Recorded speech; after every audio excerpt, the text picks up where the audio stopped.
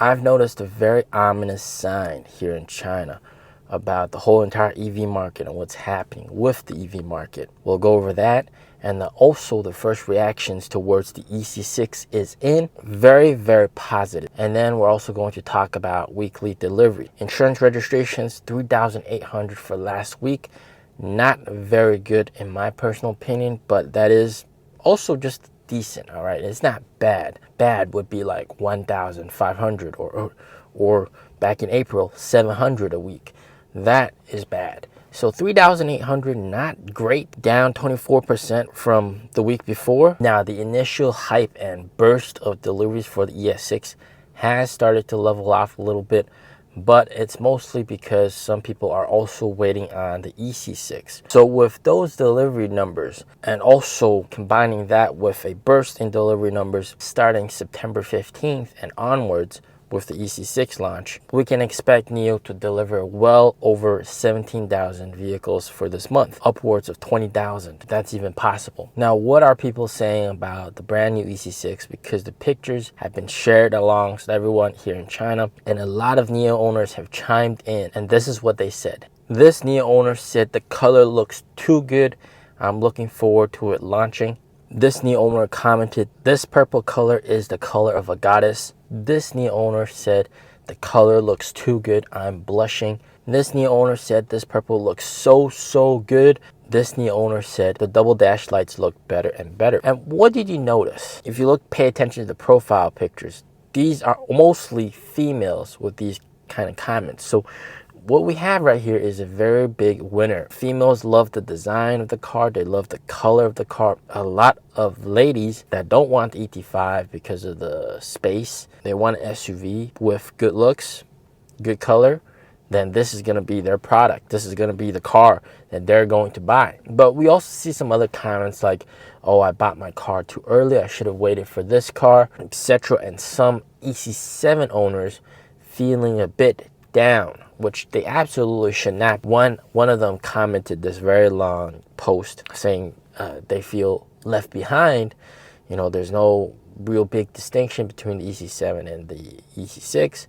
And of course, I had to explain to them, you know, air suspension and more powerful motors on the EC7. What are you talking about? You got much higher quality, more luxurious interior on the EC7 than the EC6. Don't worry too much about that. This isn't like the ES7 and ES6 situation, all right? These are very different. But overall, we have a very good winner. A lot of people are placing down blind deposits to buy this car, so that's very good. That could also explain why the sales numbers for the ES6 dropped. People think the EC6 is a better car. What is this ominous sign that I've noticed? And it is the fact that the EV market is contracting. Now, you guys can say it's partially due to the subsidy for EVs going away or the economy in general, but what really solidified this is what happened with XPeng. And what happened with XPeng?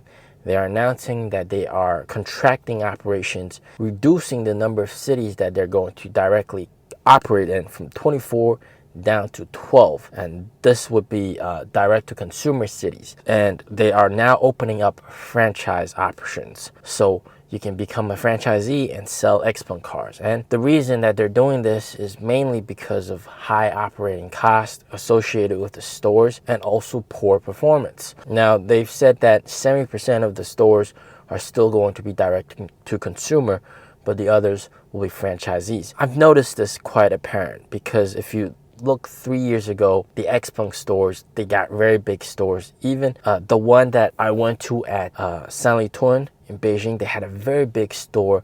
They even had the X-Plane VTOL aircraft there. But now that store closed down. The store at Hobson 1 three years ago was on the first floor. It was a very big store. And that store was showcasing the chassis of the XPeng P7.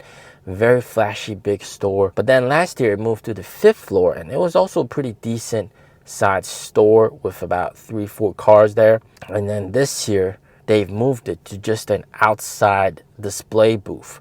And apparently, according to the sales rep there, they told me that was apparently the biggest store in Beijing. A little booth just outside with just a few cars and a table, some chairs, and that is their biggest store. I mean, think about that. But we're also noticing that a lot of EV makers are caving in to the trend. And what is the trend? The trend is, of course, to use the secret ingredient, gasoline.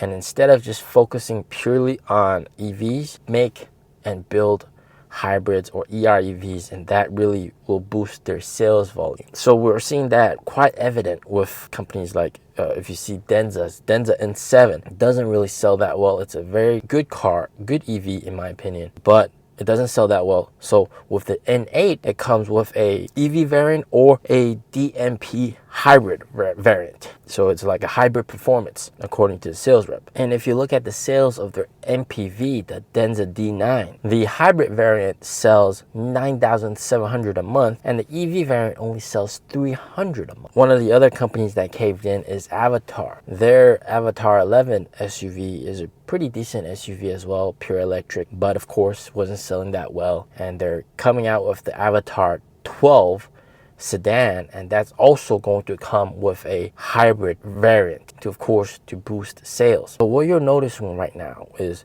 before, people will be encouraged to go all the way and buy EV because you get the EV subsidy, national EV subsidy. But with that gone, people tend to want to play the safe route and buy an EREV or a hybrid, which, by the way, is cheaper, most of the time cheaper than a pure EV, and also has the added benefit of being able to use the pump, use gasoline. This trend overall is quite worrying because it shows that we are headed in the wrong direction.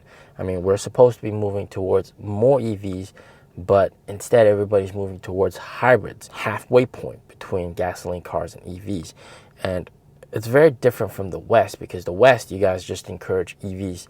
But here, hybrids with big batteries and EREVs, basically hybrids as well, are also classified as new energy vehicles and are also encouraged, even though you don't get the subsidy. But what that means is a very good potential for NIO, because these hybrid and EREV buyers, yes, they didn't leap all the way to EVs, but they're going to taste the sweetness of electricity, the sweetness of cheap electricity from charging, which is still, by the way, cheaper than gasoline. But because of them being hybrids, they charge slower, they have lower capacity battery. Soon, they just want to go all the way and get an EV. Understand that most of these hybrid owners, their next car is going to be a pure EV and not another hybrid. And another way that people are being pushed towards from hybrids to pure EVs is the restriction on chargers.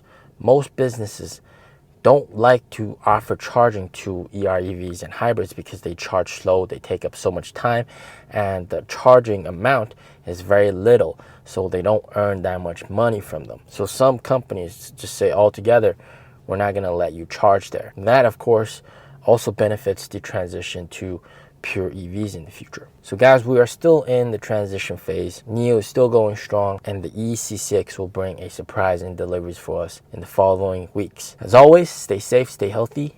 Peace out.